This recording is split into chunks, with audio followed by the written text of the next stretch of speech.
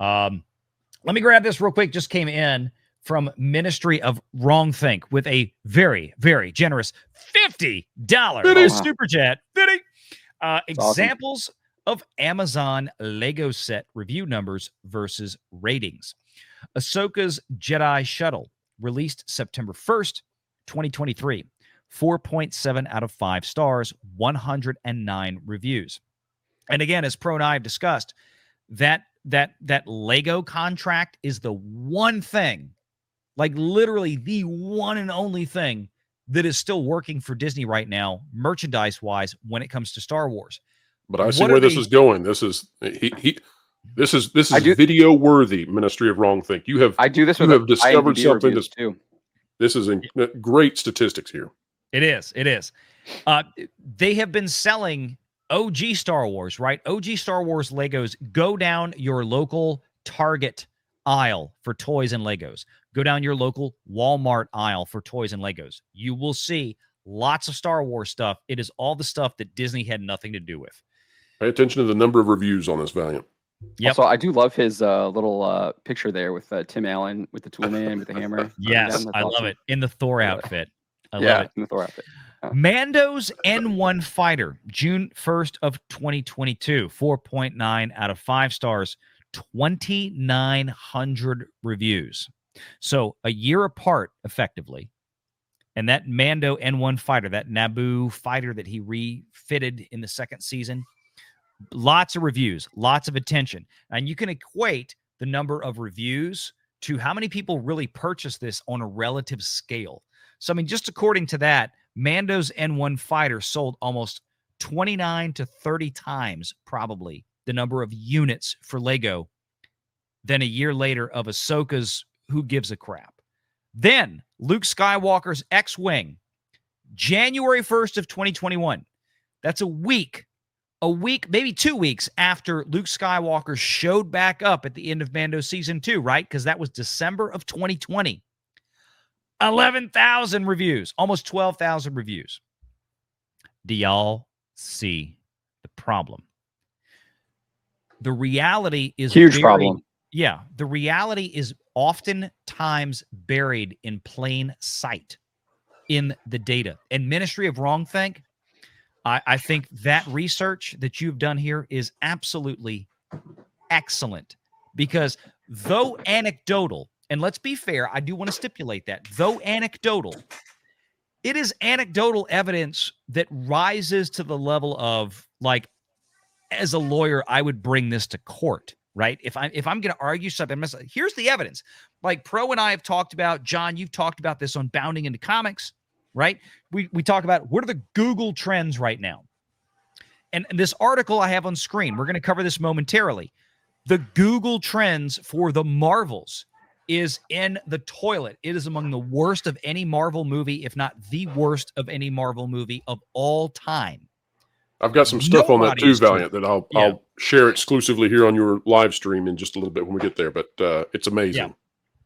Yeah. I do want to point out here too. He's looking at toy reviews. I actually go and look at the IMDb review numbers for like Ahsoka and stuff like that. And you can see that first episode had almost like last I checked, the first episode to the last episode had almost a 40% decline. I assume that last episode would probably get a little bit more. And that kind of matches up with what we saw from Samba TV, which was like about a third of the people like left. And so you have that kind of anecdotal evidence that kind of matches up with what we're seeing from a lot of these other data firms that are providing their information too. So you see that matching up, and IMDb is really good at that because you can see how much that, and I bet it probably is very similar to like Mando Season 2 to Mando Season 3, and then onto like Ahsoka and stuff like that as well. You see that decline.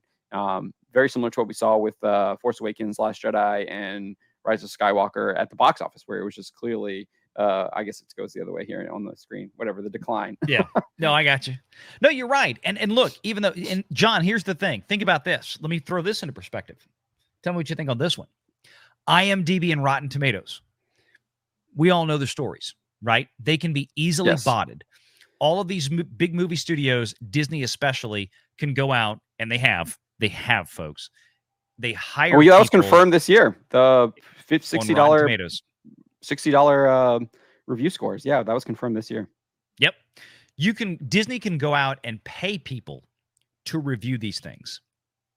And they can put up their reviews on IMDb or Rotten Tomatoes, which is why, to give Rotten Tomatoes some credit, John Pro, y'all saw me do this within the last year. I changed how I looked at Rotten Tomatoes when I would report a score. I would show people, here's your all critics, but now let's look at top critics. We saw this massive variance on and things the reverse like for Indiana the audience, Jones. by the way. Yeah. We saw a massive variance, like 20, 30-point score differences between all critics and top critics for Indiana Jones at one point. It was ridiculous. And that's why Rotten Tomatoes has said, this is the criteria that the top critics go through.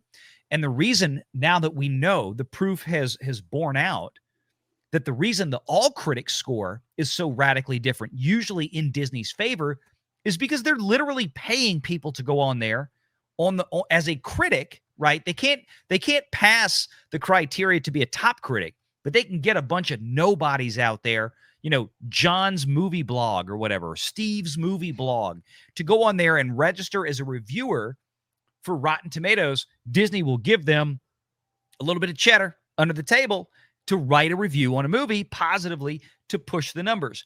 I think IMDb is the same thing. This is my point. If the number of reviews for Ahsoka fell 40% from Ep 1 to Ep 8, right? And we're nearly 2 weeks out now past the finale of Ahsoka. So the reviews should all be in. But if the number of reviews and scores dropped on Ahsoka that much, even lower than what the television ratings are being suggested by Samba as of now, we're still waiting on Nielsen. I've shown y'all my prediction chart, and we have been pretty close to on the money. We'll see in the next couple of weeks. That's even worse. That means they couldn't even get enough people paid to go in there and file reviews for that last episode of Ahsoka to move the needle. Disney apparently recognized well in advance that it wasn't working, and they already knew that by the time they got to the season finale of the show, that the audience was already going to drop no matter what they did. And again, Ahsoka's audience, to me, is it an abysmal audience? No, it's not. It's an audience that most shows out there in terms of size would probably envy. But for the amount of money the Walt Disney Company spent to produce this show that was on Star par. Wars. Yeah, and it's Star Wars. It's got Star Wars name on it, right? If a CW show pulled Ahsoka numbers, the CW wouldn't have filed bankruptcy or been sold off. It wouldn't have been a mess. CW used to pull those numbers when the Flash first came out. Yeah. But, I mean, when you're Star Wars and you're Disney and you're Disney Plus and you have those numbers on a show that you spent reportedly somewhere in that $20 million per episode range, you're talking about Stranger Things level of spending. You're talking about House of the Dragon level of spending, which House of the Dragon, according to Samba, pulled in literally 4 times the audience of Ahsoka's season premiere for the House of the Dragon premiere. 4.8 million Samba measured after the first several days versus Ahsoka after the first 6 days with 1.2. That's, again, this can't continue. Make sure you're subscribed to Valiant Renegade and join us every Sunday at 6 p.m. Eastern for the live show.